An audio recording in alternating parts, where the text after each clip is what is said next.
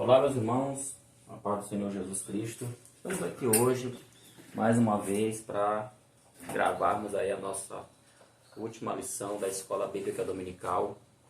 Foram 3 lições, como de costume, legal.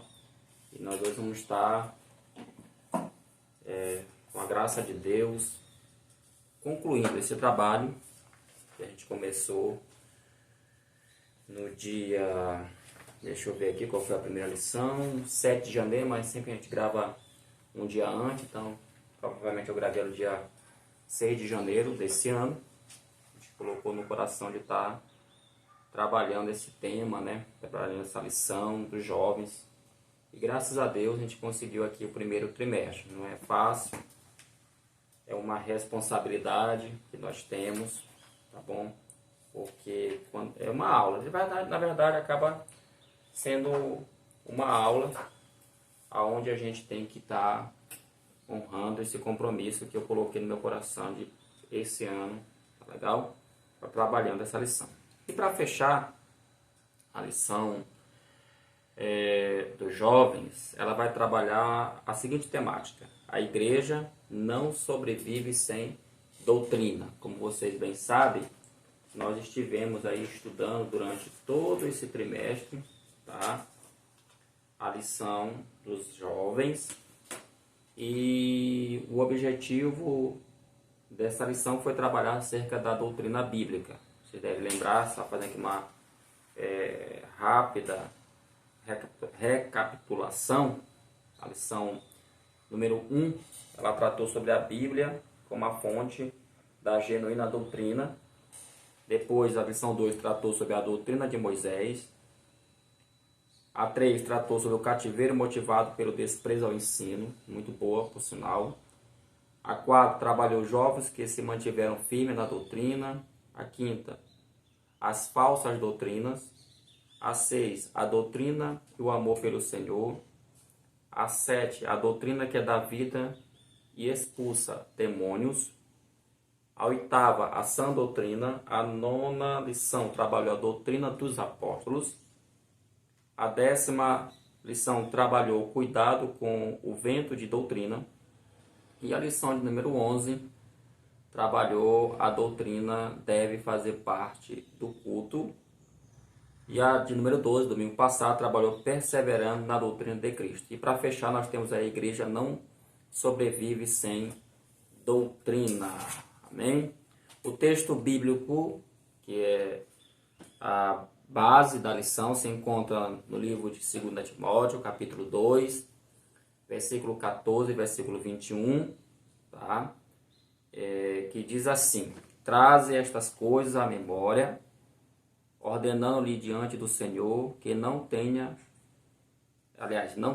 né, contendas de palavras, que para nada aproveitam e são para a perversão dos ouvintes.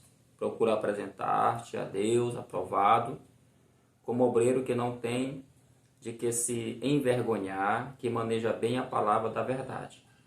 Mas evita os falatórios profanos, porque produzirão maior impiedade, e a palavra desses correrá como granguena, entre os quais são Himeneu e Fileto, os quais se desviaram da verdade, dizendo que a ressurreição era já feita, e perverteram a fé de alguns.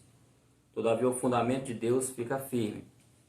Tendo este selo, o Senhor conhece os que são seus, e qualquer que profere o nome de Cristo aparta-se da iniquidade. Ora, numa grande casa não somente há vasos de ouro e de prata, mas também de pau e de barro, uns para honra, outros, porém, para desonra. De sorte que, se alguém se purificar destas coisas, será vaso para honra, santificado e idôneo para uso, na verdade, do Senhor, e preparado para toda boa obra. Aí nós temos a nossa lição e o texto bíblico da mesa, tá? Primeiro ponto, meus irmãos, da lição desse domingo ela vai tratar sobre o seguinte tema: o firme fundamento de Deus permanece. Observe o tema: o firme fundamento de Deus permanece. A você que é professor dos jovens, a minha dica para começo de aula, que você vai estar ali tratando com seus alunos em sala, eu aconselho você trabalhar bem essa palavra fundamento. O que é o fundamento? O que essa palavra ela representa dentro da Bíblia, né?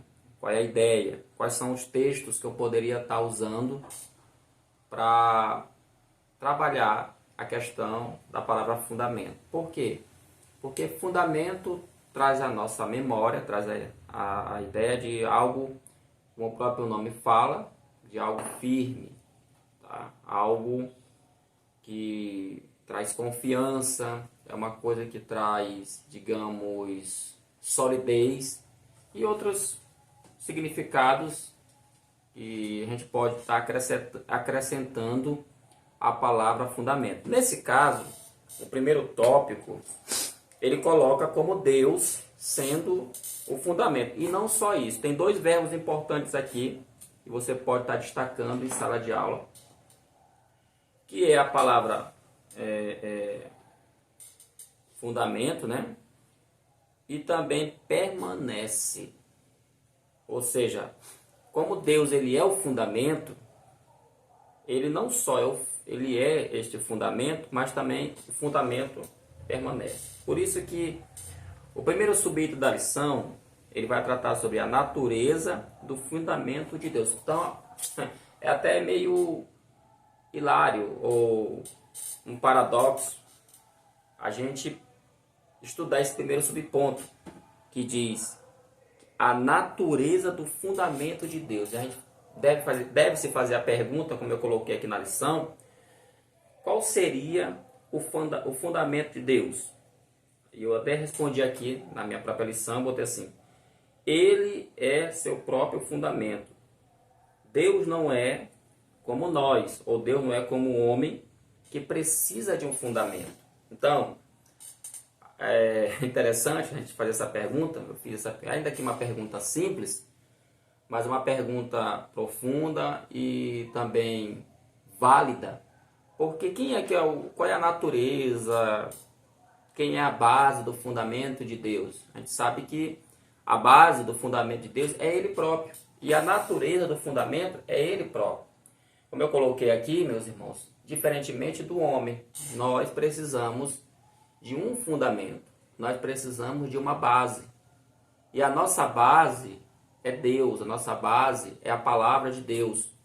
A nossa base, ela tem que ser, na verdade, Deus e a sua palavra, porque em meio a tantas dificuldades doutrinárias, já que a lição tem como tema central a questão da doutrina, nós precisamos estar fundamentado na sua palavra e muito bem fundamentado. Lembra que eu falei, eu não sei se foi nesse trimestre, mas tem uns vídeos meus aqui no meu canal, que a gente precisa aprender a entender, não só conhecer, mas entender. É a questão da leitura. Eu bati um pouco nessa tecla, porque tem gente que lê, mas às vezes ele não entende o que ele está lendo. E onde eu quero chegar? Tem gente que lê a palavra, mas não entende a palavra. Ou seja, você passa a entender a palavra quando ela passa a fazer sentido para você. Você passa a dominar o texto. E não só isso. No caso da palavra, você tem que praticar. É isso? Então, qual é a natureza do fundamento de Deus? De acordo com a lição, e até com base em 2 Timóteo, capítulo 2, 19, quando ele fala assim, 19, ele fala assim: todavia o fundamento de Deus fica firme. Né? Ele fala que Paulo afirma que se o fundamento é de Deus, ele fica firme, haja o que houver, pois pertence a Deus. Então, veja bem, Paulo está escrevendo a um jovem pastor. Aqui é um obreiro novo. Paulo quer deixar muito bem claro: Timóteo, se o teu fundamento, parafraseando o texto, se o teu fundamento, todavia, porém, todavia, for Deus, de fato, for Deus o teu fundamento, então esse fundamento ele vai ficar firme. Ou seja, em outras palavras, aquilo que a gente aprende da Bíblia mesmo, aquilo que é bíblico, aquilo que tem fundamentação no texto bíblico, ele permanece firme, ele fica inalterável. Não tem como mudar isso. Não tem como ser algo que venha ser destruído de maneira nenhuma, porque o fundamento ali é o próprio Deus, como ele diz aqui na sua palavra. E para ficar claro isso, o Salmo 19, deixa eu pegar aqui um texto, verso 1, até conhecido, esse salmo ele é até conhecido, Salmo 19, verso 1, diz assim, 19, os céus narram, a versão que eu estou usando aqui, a versão da Peshitta, tá, gente? Os céus narram, olha o que o texto está falando aqui, nessa versão, os céus narram a glória de Deus e o firmamento declara a obra das suas mãos.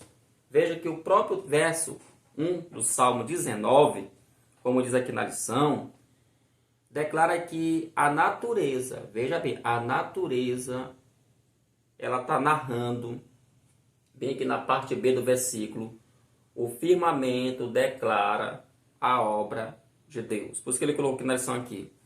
As obras de Deus refletem o seu caráter, isto é, o que ele faz não está separado do que ele é.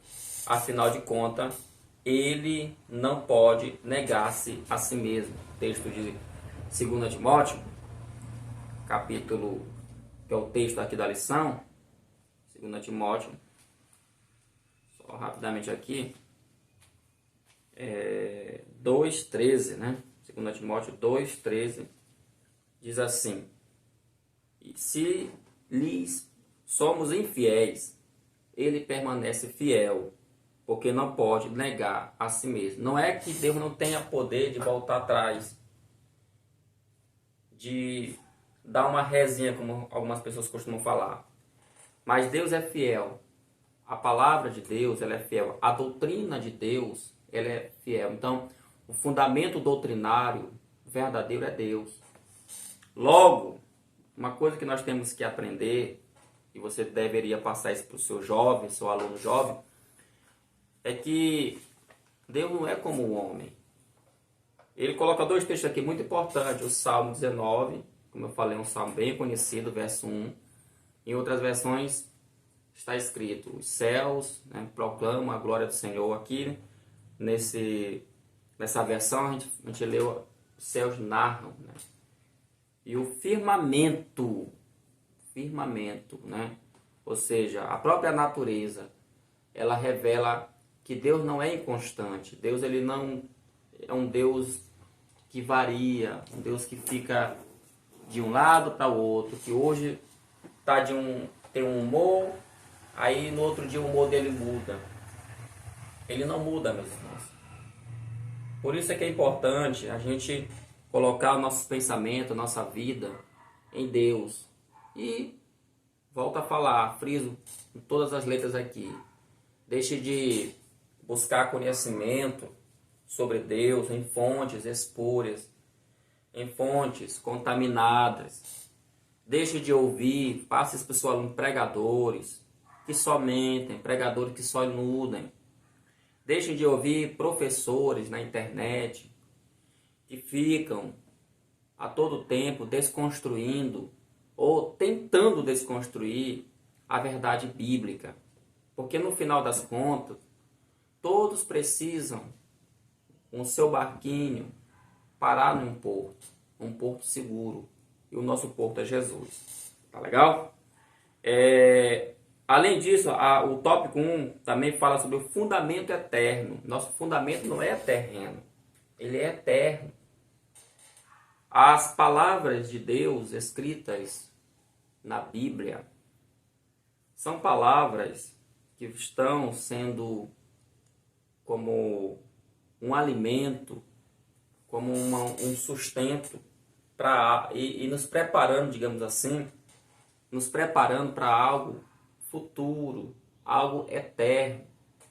Lembre seus alunos de que a vida, ela não é uma vida que está apenas restrita a esse momento, à faculdade, ao trabalho, à família, ao dia a dia. Nossa vida, como crente, corre para a eternidade. Nós sabemos que tem uma eternidade sem Deus e uma eternidade com Deus.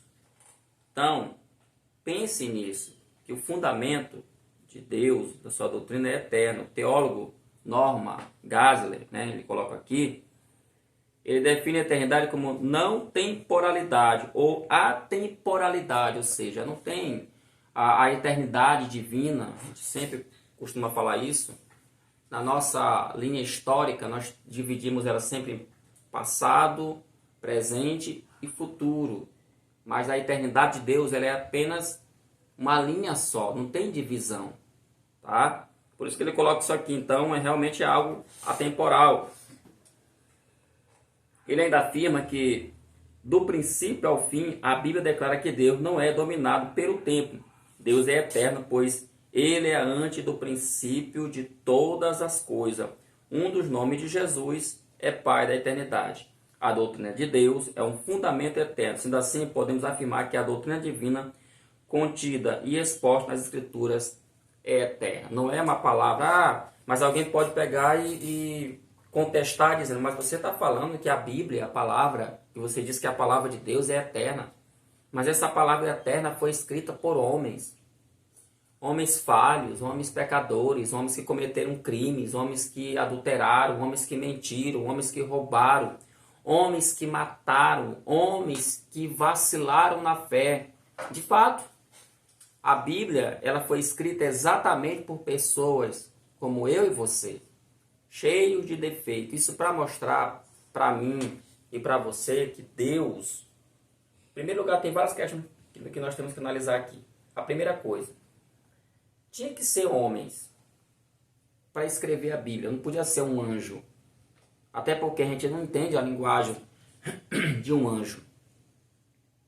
Tinha que ser um homem porque ele tinha que usar uma linguagem, uma língua, aonde essa língua, quem, no caso nós, é uma língua que a gente pudesse entender, estudar e entender ela. E você vê que, apesar de ter sido escrito a Bíblia no hebraico e no grego e uma parte o aramaico, a gente vê o tanto de disputas que existem na área linguística da escrita bíblica, tá? Agora imagine se fosse escrito em uma linguagem que não existe nenhum parâmetro na Terra, no mundo. Como é que a gente ia conseguir interpretar? Logo, até porque o objetivo de Deus, na sua palavra, é que a gente entenda. Então, para entender a palavra de Deus, a gente precisa que ela, no caso a Bíblia, ela esteja dentro da nossa cultura, porque nós somos seres culturais. E como seres culturais, a gente precisa de um texto que fale a nossa linguagem. Esse é um ponto. Segundo, outro ponto.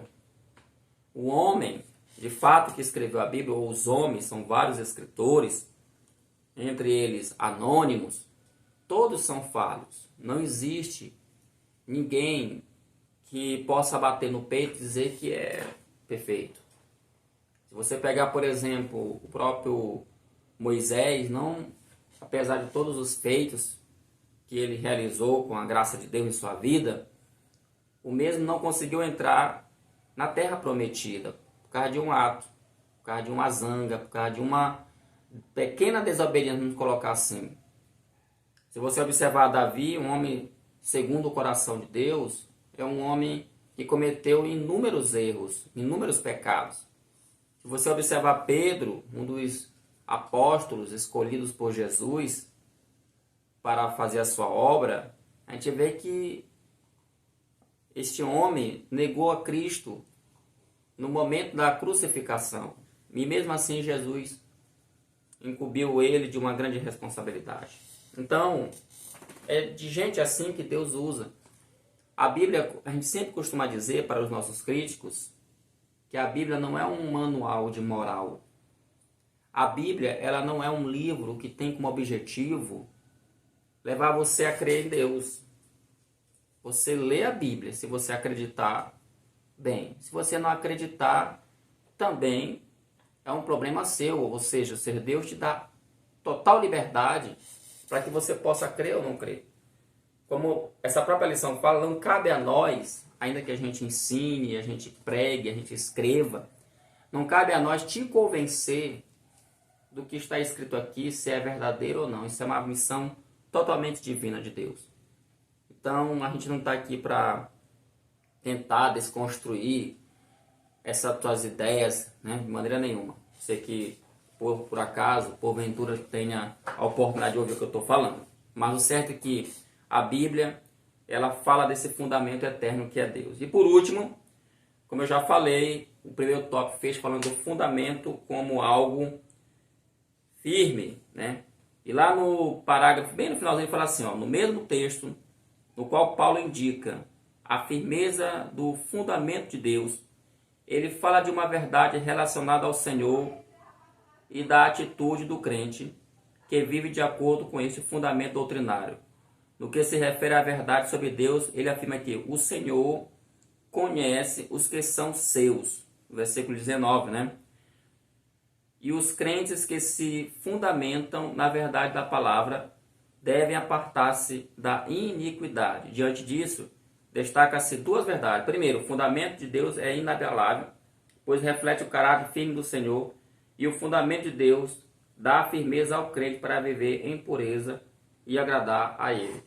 Isso aqui é aquela questão que a gente sempre fala. Não adianta ter apenas conhecimento. É preciso ter entendimento, vivência da palavra. Veja aqui o versículo 19, ele fala, todavia o fundamento de Deus fica firme. Aí ele completa dizendo, tendo este selo, tá? O Senhor conhece os que são seus. E qualquer que profere o nome de Cristo, aparta-se da iniquidade. Ou seja, quem tem conhecimento, quem está baseado nesse fundamento da palavra, do ensino realmente de Cristo, naturalmente ele vai se apartar do que é errado. Não quer dizer que a gente vai, como é que eu poderia dizer, nos limpar ou nos livrar 100% dos nossos erros. Isso é um processo. Por isso que a gente trabalha na teologia, a gente costuma trabalhar a santificação posicional e também a santificação progressiva. Mas é fato que aqueles que estão inseridos nessa doutrina, é fato que aqueles que estão inseridos nesse conhecimento, eles vão aprendendo com a palavra. E à medida que vão aprendendo com essa palavra, com essa doutrina, que como a lição fala é uma doutrina eterna, eles vão sentindo necessidade de mudança, necessidade de mudar um comportamento, um pensamento. Você não vê vários exemplos assim. Tantos exemplos contemporâneos, como, por exemplo, exemplos bíblicos mesmo, contemporâneos mesmo, históricos, enfim. Você tem, por exemplo, a história de Santo Agostinho, que antes de se converter tinha uma vida realmente muito bagunçada, mas após ele, de fato, entregar sua vida a Cristo, ele se torna um homem devoto, um homem realmente reverente, um homem piedoso em relação às coisas de Deus. Ok? Então esse foi o primeiro tópico que tem como objetivo principal que falar dessa fundamentação. Então é muito importante, você que é professor, frisar bem isso, mostrar que a diferença da doutrina que é extraída da Bíblia é que ela tem um fundamento de uma doutrina não bíblica. Tá? A doutrina não bíblica, ela não tem fundamento. A gente vê que tem muita gente hoje afastado da igreja, muita gente hoje fraco na fé, muita gente hoje confusa, né? Tem muita gente confusa dentro da igreja, tem gente cheia de superstição dentro da igreja, tem gente que não acredita que é salvo. Ele vai para a igreja, mas ele tem aqui na cabeça, se eu morrer agora, eu não vou para o céu. Por quê? Porque a fundamentação doutrinária dele não é bíblica. Porque a gente sabe, meus queridos, uma vez que você estuda, só como exemplo, a doutrina da salvação na Bíblia, se você estuda a doutrina da salvação na Bíblia, você passa a entender, diferentemente apenas de ter um conhecimento superficial, tá? Mas você passa a entender o quê? Que você é filho de Deus, que você é justificado, que você é santificado, que você é eleito, que você tem o Espírito Santo em você, que o teu corpo é templo do Espírito Santo, que você é agora herdeiro de Deus. Quem estuda a salvação com fundamentação bíblica, é isso que ele tem na cabeça. Agora, quem estuda a salvação com base em livros apenas, e muitas das vezes, não estou dizendo aqui que os livros eles não são importantes, até porque vocês estão vendo aqui atrás de mim, tem muitos livros, mas é aquilo que a gente sempre fala, tem livros e livros, assim como tem pregadores e pregadores, professores e professores, todo mundo pode dar uma aula, todo mundo pode pregar, todo mundo pode escrever o livro, agora a questão é o conteúdo, né? A questão é a base, ok? O segundo tópico vai tratar sobre desmascarando os mentirosos. Foi o primeiro tópico trabalhou a questão do firme fundamento de Deus, né, que permanece. E o segundo tópico trabalha desmascarando os mentirosos. E aí ele vai tratar aqui, mais na frente eu vou até me deter um pouco mais. No primeiro subídeo fala a realidade dos mentirosos. Uma realidade. O que é o mentiroso, gente? Você sabe que a mentira é o contrário de quê? Da verdade. Então comece perguntando por você, o que vocês entendem por mentira? O que é mentira? Levante esse questionamento em sala de aula e veja qual é a resposta que os seus alunos têm para dar. Questione. Mostre que a mentira ela vai na contramão da verdade. E o que é a verdade? Aí é interessante a gente até esticar um pouco a conversa aqui e perguntar, existe verdade absoluta, na sua opinião? E se existe uma verdade absoluta, que verdade é essa que a gente pode decretar, a gente pode dizer assim, não, isso bem que é uma verdade absoluta.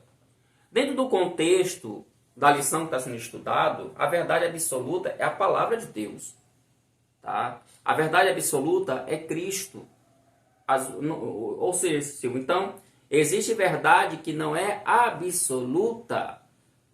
Uma pergunta interessante, né?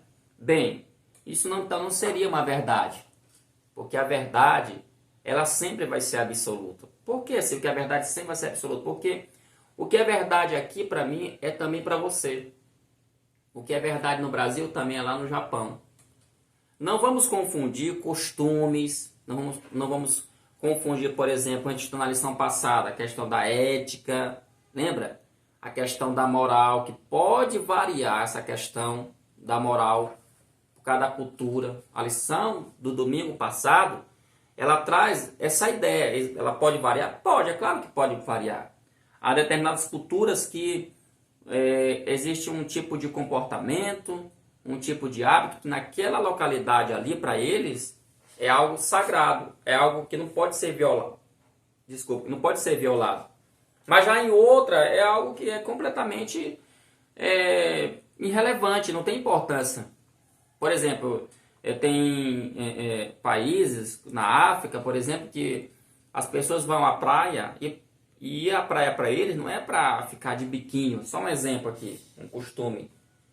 E alguém que vai para a praia fazendo o contrário, se torna algo escandaloso para eles. Ou seja, moralmente falando, é algo que não cabe dentro daquela cultura. Mas no Brasil a gente sabe que não é assim. No Brasil as pessoas vão à praia com roupa de banho e é muito natural, entendeu? Porque a cultura brasileira, ela não vê problema em relação a isso. Ainda que, de fato, a gente sabe que é uma cultura que ela está muito voltada à questão do corpo, etc. Tal. Mas, enfim, o que eu quero dizer é que na praia, dentro das praias em território brasileiro, não tem problema. Então, isso a gente não deve confundir. Porque a verdade, ela é absoluta. A verdade, ela não vai variar de um lado para o outro. Ok? Mas aí, ao contrário da verdade, tem aqueles que mentem. Mente o quê? Mentem fazendo o quê? desfazendo a verdade. E a primeira menção, digamos assim, bíblica que nós temos de alguém que mentiu, desfazendo uma verdade de Deus, é lá no paraíso, quando Adão e Eva passam ali pela tentação da serpente, ok? A Bíblia aponta para a triste e trágica realidade da mentira. João 8,44. Desde o pecado cometido por Adão, a mentira é uma triste realidade no mundo dos homens, cujo veneno e consequências afetam a todas as famílias indistintamente. Biblicamente, à medida que o tempo passa e se aproximar a vinda de Cristo, o mundo se renderá ainda mais à mentira. Então, a mentira é algo realmente, irmãos, patente. O mundo todo é um sistema, irmão. Um sistema muito pesado em torno desse negócio chamado mentira. A gente sabe que a mentira é um negócio... Não vou entrar aqui em detalhes, porque se a gente for realmente aplicar essa palavra mentira no nosso cotidiano, a gente vai longe. Mas nesse caso aqui, o professor tem até que tomar cuidado com isso, entender que a mentira que o autor da lição ele quer passar com base nesses versículos bíblicos que estão aqui, é a mentira que tenta... Porque eu não acredito que a mentira ela distorce. Ela engana, né? A mentira, ela engana. A mentira, ela ilude. A mentira, ela traz, como é que eu poderia dizer? Uma satisfação temporária, né? Ela traz uma ilusão, uma enganação. A mentira. Mas ela não se sustenta, porque com o passar do tempo ela vai ruindo. Ela vai fracassando, ela vai se autodestruindo. A própria mentira, ela se autodestrói. Então, por isso que é muito importante... você que é professor principalmente da escola dominical, que estudar a lição de forma analítica, com detalhes, pesquisar mesmo. Às vezes a gente tem que tomar cuidado, até com comentários. Às vezes tem comentários que eu falo, comentários bíblicos. Pode ser que você encontre um comentário bíblico que ele não está falando algo de acordo com a palavra de Deus. Às vezes aí a gente tem que tomar cuidado com isso. Tem pregador, mesmo pregadores bons. Às vezes tem um pregador que você gosta muito de ouvir esse pregador. Mas não quer dizer que ele não possa cometer erros. Ele não pode cometer esses equívocos. Então por isso é importante a gente ter cuidado. Principalmente nós que somos professores. Porque o que a gente está ensinando para esses jovens, para esses alunos jovens, é a palavra de Deus. E a gente acredita que essa palavra ela possa de fato mudar a vida deles. E para mudar, irmão, tem que ser realmente algo concreto. Então, o primeiro subtópico fala da realidade dos mentirosos, isso é fato. Agora, o segundo fala desmascarando os mentirosos, que realmente é um problema, né, nos nossos dias atuais. Ele fala aqui, veja bem, o texto que Paulo está lendo aqui, de 2 Timóteo, capítulo 2, lá da leitura bíblica, e o versículo 18, ele traz as seguintes palavras. Na verdade, eu vou ler a partir do versículo 17. E a palavra desses roerá como gangrena, entre os quais são Himeneu e Fileto, os quais se desviaram da verdade, dizendo que a ressurreição era já feita, e subverteram a fé de alguns. Deixa eu fazer aqui um pequeno comentário sobre essa palavra bem aqui. Primeira coisa aqui, meus queridos. Nós temos aqui um termozinho bem aqui no versículo 17, que é gangrena. Gangrena. O que é isso? Gangrena. É um tipo de secreção, creio que você sabe o que é isso. É uma secreção que ela costuma sair de uma ferida, né? Uma ferida, algo que está muito inflamada. Um comentarista, não lembro agora qual foi, eu acho que foi até no comentarista Donald Guthrie, que escreve o comentário bíblico do livro de 1 e 2 Timóteo, comentário da cultura, né, da vida nova, que a gente chama comentário de bolinha. Ele fala que o autor, no caso aqui o apóstolo Paulo, ele usa uma linguagem médica, né, uma linguagem bem médica para falar do tamanho que é essa situação, do tamanho do pecado, do tamanho da mentira. E a palavra desse roerá como gangrena. Ó, a palavra, ou seja, veja bem o que é uma mentira principalmente se essa mentira ela tiver como pano de fundo a Bíblia. Então, quero chamar a tua atenção aqui. Tome cuidado, por isso que eu estou falando, tome cuidado com pregadores, professores, tá? Livros. Como eu sempre tenho dito, tem muita gente boa na internet, mas também tem muita gente que usa a Bíblia como pano de fundo para disfarçar a mentira. É aquele ditado popular, às vezes você vê uma ovelha, né? Mas é uma ovelha ali que está disfarçada. Por trás daquela ovelha, tá legal? Tem ali um verdadeiro lobo mau. E aí também ele usa aqui dois cidadãos, Himeneu e Fileto. Inclusive lá no 1:10 deixa eu ver aqui se é aqui no segundo ou no 10. Não, em 1 Timóteo, eu acho. 1 Timóteo, se não me falha a memória. Se eu não achar aqui, depois eu...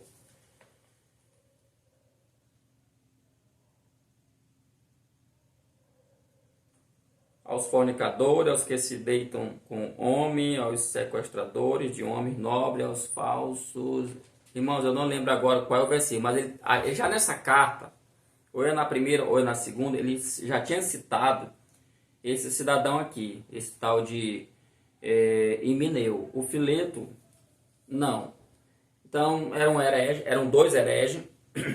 Tudo indica pelo andar da carruagem aqui, pela explicação, que eles tinham bebido em fontes estranhas e eles estavam negando uma doutrina básica, como a lição fala. Básica e importante, aproveitando que nós estamos na semana da Páscoa, que está no versículo 18. Por isso que eu falo, a gente tem que tomar cuidado. Olha o que diz o versículo 18. Os quais se desviaram da verdade. Lembra-se que eu falei agora há pouco? Verdade é verdade. Pode ser aqui, pode ser na China, pode ser aonde for. Verdade é verdade. Aí o versículo 18 fala, os quais se desviaram da verdade. De que verdade Paulo está falando?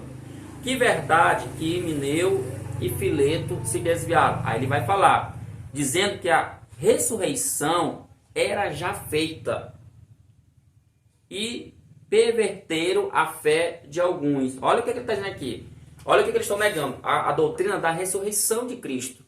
Eles estão dizendo que a ressurreição já tinha acontecido. Uma vez que eles começaram a ensinar que a ressurreição já tinha acontecido, a fé de alguns acabaram acreditando naquilo. Ou seja, eu já estou ressuscitado. Eu já ressuscitei. E isso Paulo considera como algo que foi danoso. Ou seja, ele usa a palavra aqui, o verbo perverter, né? Perverteram a fé de alguns. Ou seja, não foi todo mundo, mas teve gente que teve a sua fé corroída, corrompida. Ou como ele diz no versículo 17, né? Como uma gangrena, né? Roeu a sua fé, se destruiu. Agora, por que a fé, aqui é uma discussão interessante, por que a fé de alguns acabou sendo corrompida e a fé de outras não se corrompeu? Eu penso, meus irmãos, que para mim o crente mesmo, que estuda a Bíblia, que leva a sério a questão da Bíblia, que é um problema muito sério hoje em dia, é que as pessoas não querem estudar, as pessoas não querem perder tempo. A verdade, a palavra não é nem perder tempo, deixa eu corrigir, não querem gastar tempo com estudo. Porque estudar dá trabalho, irmãos. Estudar realmente cansa, estudar realmente leva tempo. Então as pessoas não querem uma comida sólida, estão preocupadas, como eu costumo falar, em ensine hoje. Você coloca o macarrão instantâneo ali, na água fervendo, como diz a própria embalagem, 3 minutos, aquele macarrãozinho já está pronto. O grande problema é que esse macarrãozinho aí, ele não te dá sustância, ele não te dá fundamentação. Então essa pregaçãozinha que tu ouve de autoajuda, essa pregação que você ouve aí de autoajuda, meu jovem, ela não te dá sustância. Isso aí que ficam te dizendo que você pode declarar, eu declaro em nome de Jesus, eu tomo posse em nome de Jesus, que eu sou filho de Deus, que eu sou um príncipe, que eu sou uma princesa, que eu sou isso, aquilo mais, isso não te dá sustância.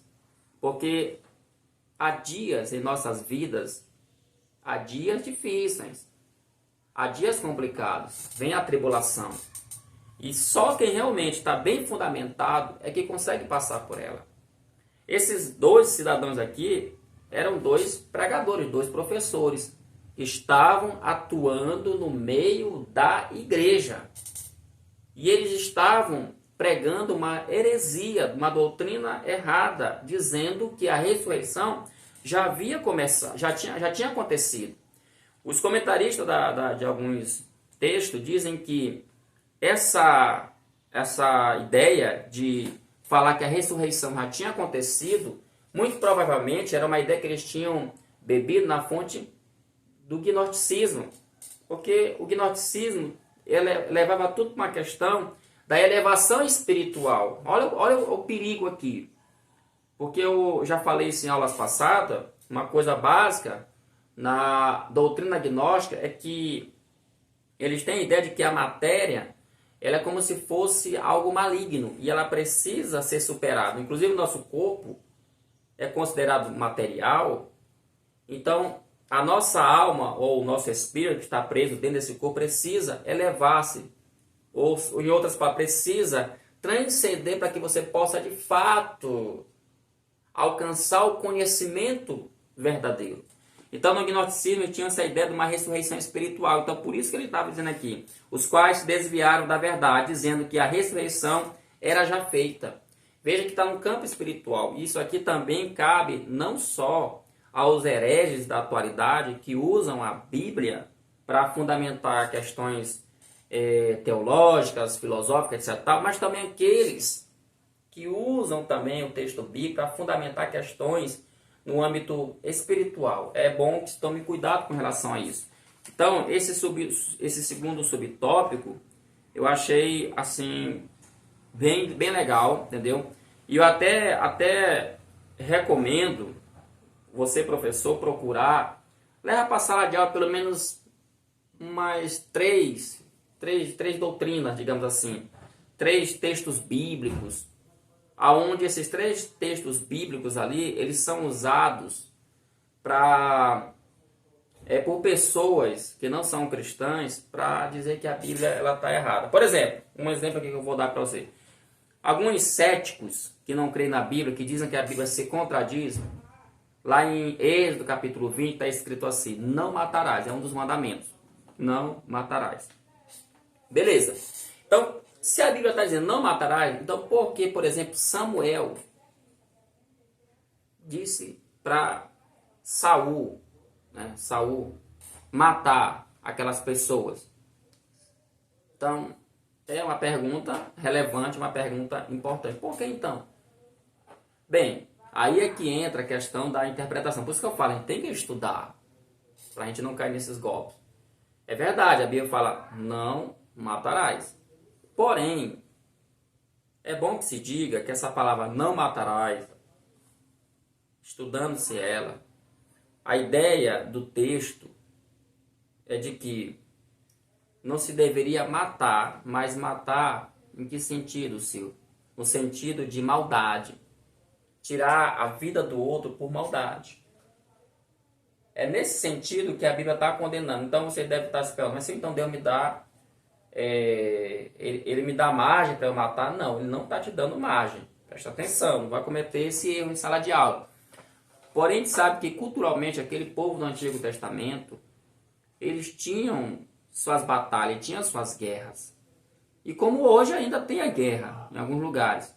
E às vezes um povo para se proteger, um povo para se manter estabelecido, ele tinha que ir para a guerra. E, consequentemente, uma guerra traz morte, uma guerra traz coisas que a gente...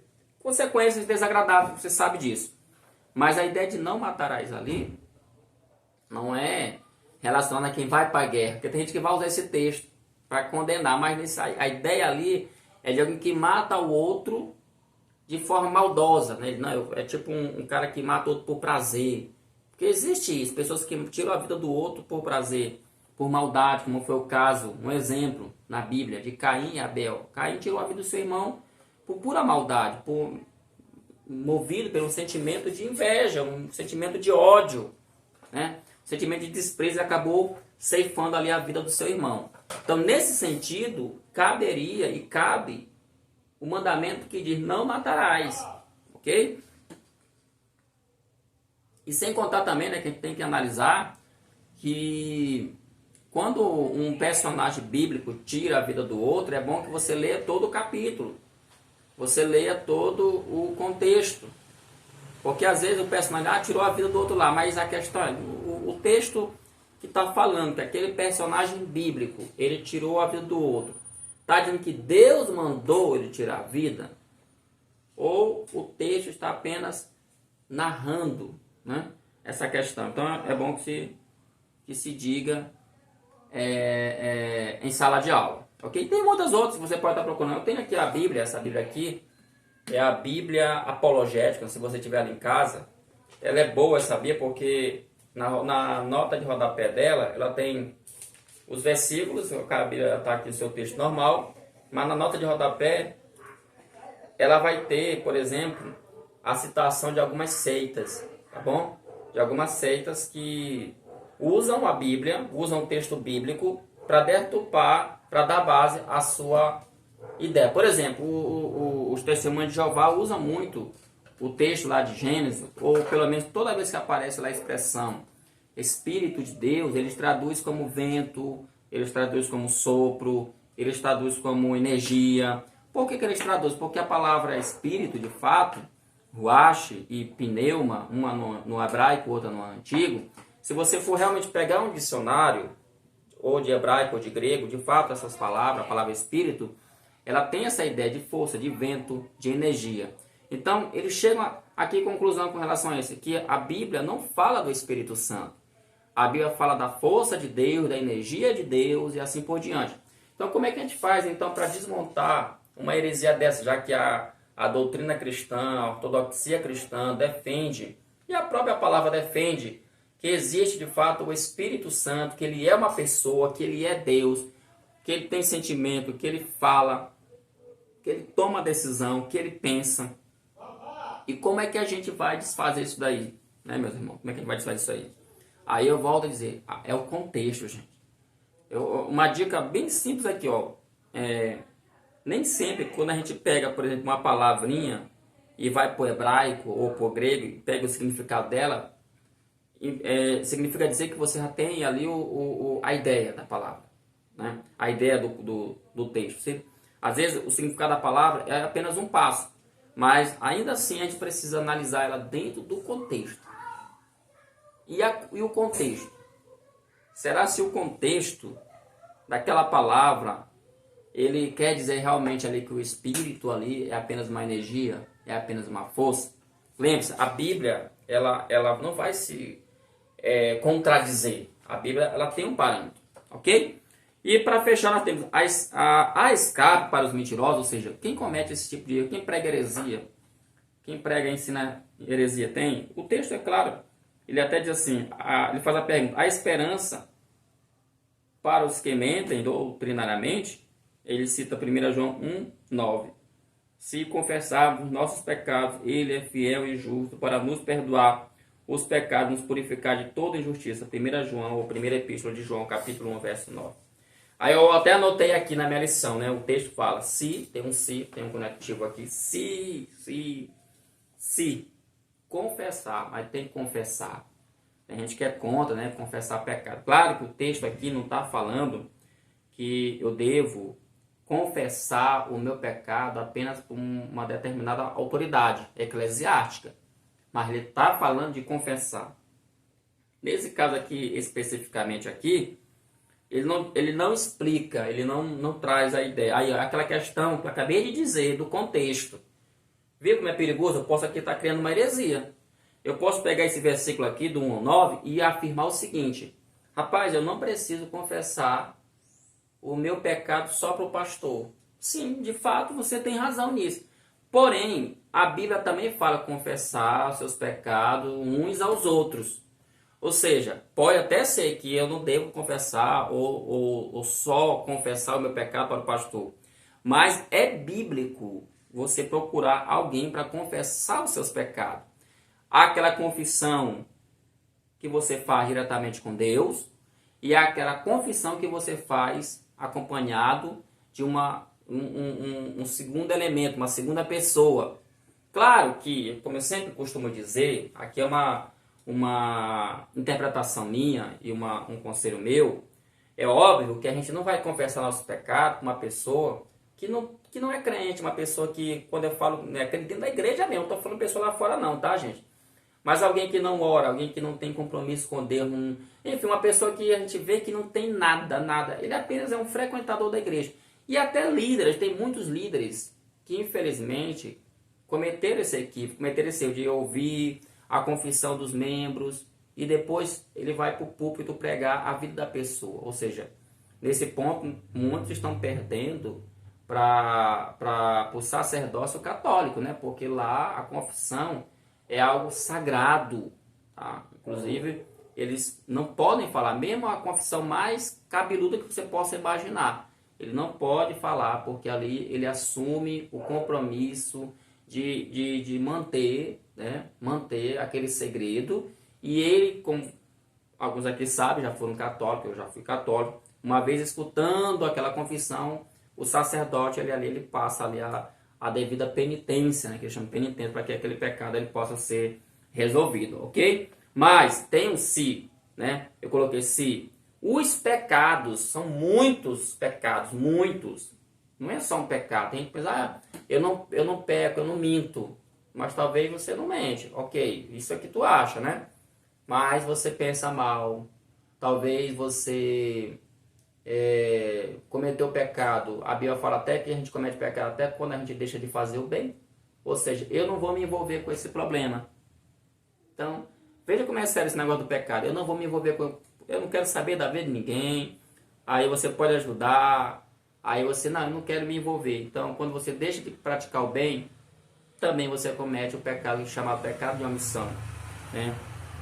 Mas, o texto fala, se confessarmos nossos pecados, ele é fiel e justo. Veja, tem dois títulos aqui, duas características importantes. Ele é fiel, ou seja, só quem pode de fato garantir o perdão dos nossos pecados, quem é? É Deus.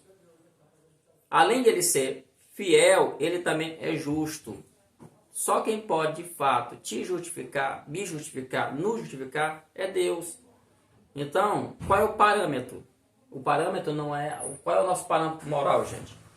Jovem, qual é o teu parâmetro moral? Não é teu pai, não é tua mãe, não é teu pastor, não é o papa, não é o padre, não é um ancião, não é anjo, não. O parâmetro moral é Deus. Só Ele pode, porque Ele é fiel. Só Ele pode, porque Ele de fato pode trazer a justiça às nossas vidas. Então, sim, como diz a lição, há esperança, tem escape para aqueles que cometeram esse erro de pregar heresia. A gente vê, irmão, infelizmente tem muita gente aí na internet. Ó, tem um livro aqui, deixa eu pegar, eu vou me levantar, ó, vou mostrar para vocês aqui.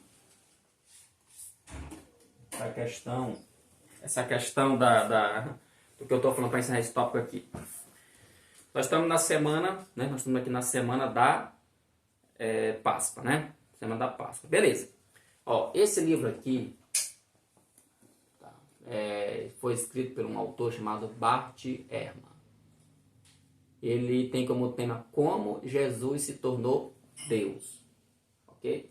Então, qual é a ideia aqui dele?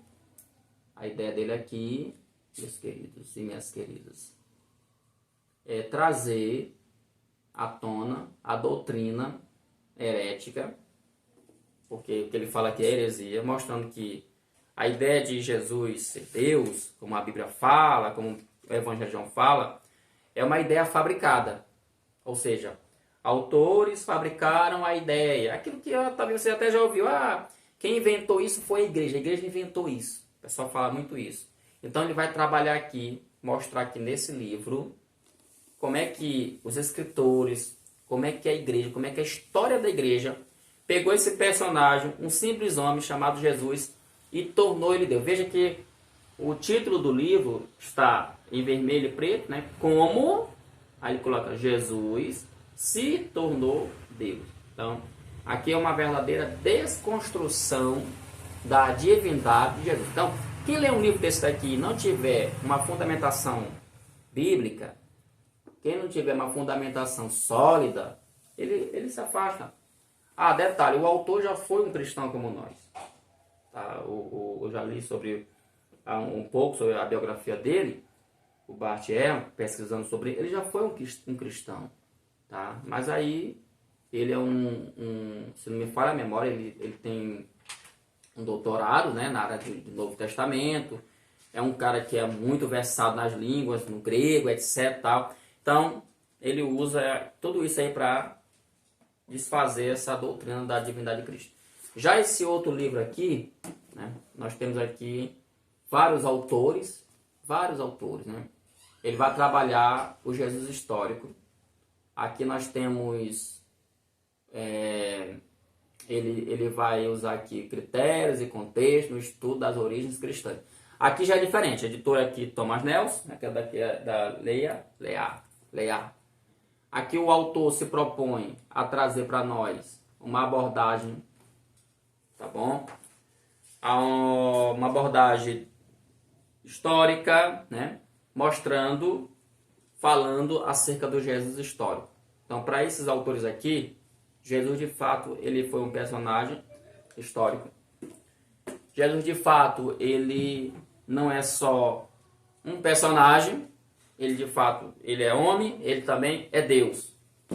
Então, é só para vocês verem que se a gente não tomar cuidado, eu falo isso porque existem pessoas hoje que estão bebendo muito em youtubers. Tem muitos youtubers aí com esse propósito, esse objetivo de desconstruir aquilo que você aprendeu. Lembra que o texto fala aqui, ó, olha o que o texto está falando.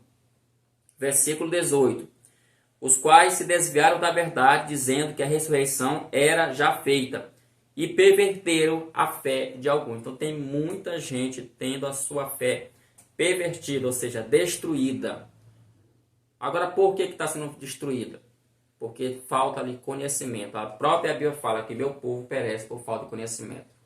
Mas aí também tem um outro ponto. Eu quero encerrar esse terceiro tópico falando sobre isso, tá, gente?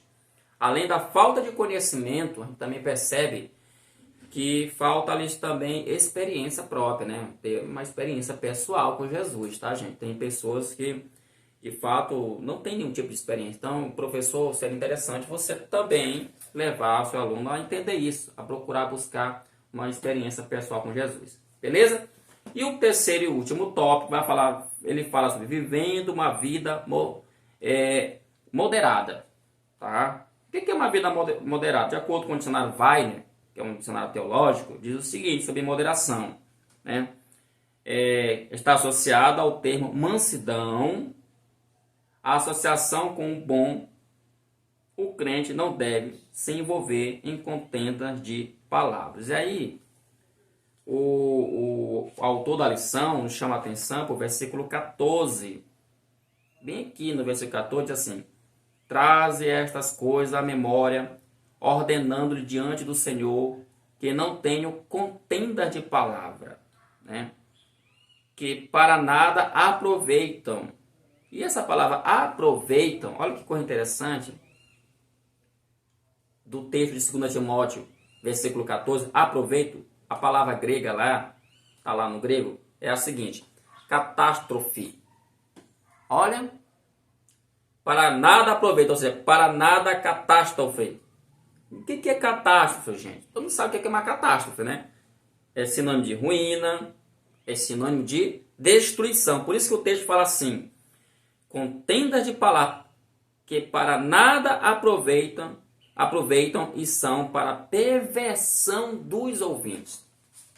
Ó, então a gente tem que ter moderação, tem que ter mansidão, tomar cuidado, principalmente nós. Paulo vai chamar muita atenção de Timóteo com essas questões de debates improdutivos, tá bom? Às vezes a gente tem é verdade, é muito bom, é legal a gente ter essa coisa da curiosidade, de querer conhecimento, de adquirir conhecimento, mas a gente tem que ter muita maturidade, a gente tem que ter temperança, tem que ter moderação, tem que saber lidar com o conhecimento. Porque tem uma frase que eu gosto muito, que eu uso, às vezes até coloco nos meus livros, conhecimento é poder. E, de fato, conhecimento é poder. Ela não é da minha autoria, tá, gente? Conhecimento é poder. E tem gente que não sabe lidar com conhecimento. Tem gente que tem o conhecimento mais para criar uma catástrofe, para criar confusão. Como o texto fala aqui, essa catástrofe criada por ele causa o quê? A perversão dos ouvintes. Então, observe que tem muita gente ouvindo grandes mestres, grandes doutores na internet, na igreja, na escola, na universidade, grandes mestres que estão causando, na verdade, uma verdadeira catástrofe, né? Uma verdadeira ruína à fé de muita gente. Então, é preciso até mesmo nós, professores da Escola Bíblica Dominical, tomar cuidado com o que a gente lê, tomar cuidado com o que a gente ouve, com aquilo que a gente vai falar também, né? Segundo o Espírito fala, moderação como obra do Espírito Santo, né? A gente sabe que lá em Gálatas, capítulo 5, versículo do 19 ao 22, Paulo vai falar sobre essa questão da moderação. Lá tem dentro do fruto do Espírito tem um elemento lá chamado temperança, que tem a ver com tempero, controle. Então, a moderação, irmãos, ela é possível com a ajuda do Espírito Santo, que é a terceira pessoa da Santíssima Trindade, que desenvolve esse elemento chamado temperança e controle, porque ele tem que ter controle. Tem hora que a gente tem que entender que não vale a pena a gente discutir determinados assuntos com determinadas pessoas, ainda tem isso. Porque, gente, uma coisa a gente tem que aprender. Tem pessoas que dá para discutir, mas tem pessoas que infelizmente é complicado. E para finalizar, alcançando uma vida moderada. Como é que se alcança uma vida moderada? O Espírito, lendo a palavra. Paulo ensinou e estimulou Tito a ensinar ao jovem a ser o quê? Moderados, reafirmando assim que este é o caminho que o verdadeiro cristão deve seguir. Se o crente é chamado a ter uma vida moderada, qual é o caminho a ser tomado para que este objetivo seja alcançado? Ele responde, a lição responde, é preciso confiar em Deus, orar e dedicar-se à leitura bíblica, como eu acabei de falar. Então essa é a nossa lição. É uma lição, como ele próprio fala, ele está só reafirmando os pontos que foram estudados em todo o trimestre. Eu espero, em nome de Jesus, que você tenha gostado do nosso trabalho. Tá legal? E eu espero que esse trabalho também possa chegar a muitos outros professores e alunos também. Beleza? E eu espero que você possa continuar conosco no próximo trimestre, que nós já temos uma nova lição, né? Já está aqui nossa lição. Aqui nós temos a lição dos adultos, que vai trabalhar a temática, a carreira que nos está proposta, o caminho da salvação, santidade e perseverança para chegar ao céu. E aqui nós temos a lição dos jovens, vamos continuar gravando, que tem como tema o padrão bíblico para a vida cristã, caminhando segundo os ensinos das Sagradas Escrituras. Vou deixar para trabalhar tudo isso na próxima aula. Beleza, gente? Continue nos apoiando, curta esse vídeo, coloca lá no teu status, lá, coloca lá assim, pega lá no teu WhatsApp, coloca o teu status, coloca no grupinho da tua igreja lá. Você que está nos vendo pela primeira vez, chegou até aqui, nos ajuda aí seguindo o canal, incentivando esse trabalho e orando por nós, tá bom? Deus te abençoe, teu ministério, parabéns por chegar até o final dessa lição, tá bom? Fiquem todos na paz do Senhor Jesus Cristo e até a próxima, se assim Deus quiser, em nome de Jesus, amém.